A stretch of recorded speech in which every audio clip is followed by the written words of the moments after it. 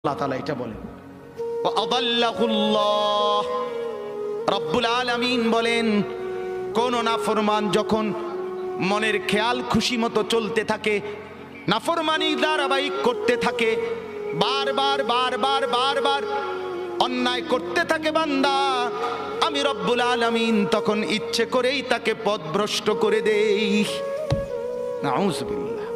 আমার শায়েখ আল্লামা মুফতি মুশতাকুন নবী সাহেব বলে, কোরআনুল কারীমে আল্লাহর সবচেয়ে বড় ধমকটা কি? সূরা হাশরের একটা আয়াত।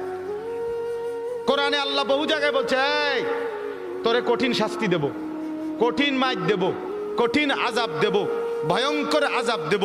এটি সব বালা কথা, কারণ এগুলোর ভয়ে ফিরে চলে আইলে তো ভালোই, কথা বুঝেন না?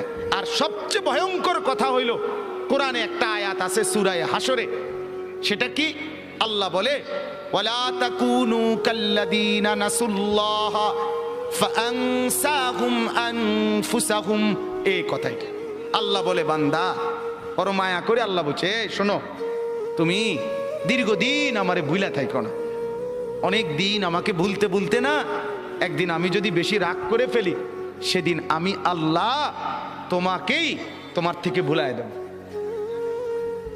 সেদিন তুমি আত্মভোলা হয়ে যাবা, তোমার আর মনে হবে না তুমি মানুষ, তোমার আর মনে থাকবে না তুমি মুসলমান, তোমার আর কোনোদিন মনে হবে না তুমি মরবা, কবরে যাইবা, প্রশ্ন করবে, কবরে আযাব হবে, আখিরাতে উঠতে হবে, আমল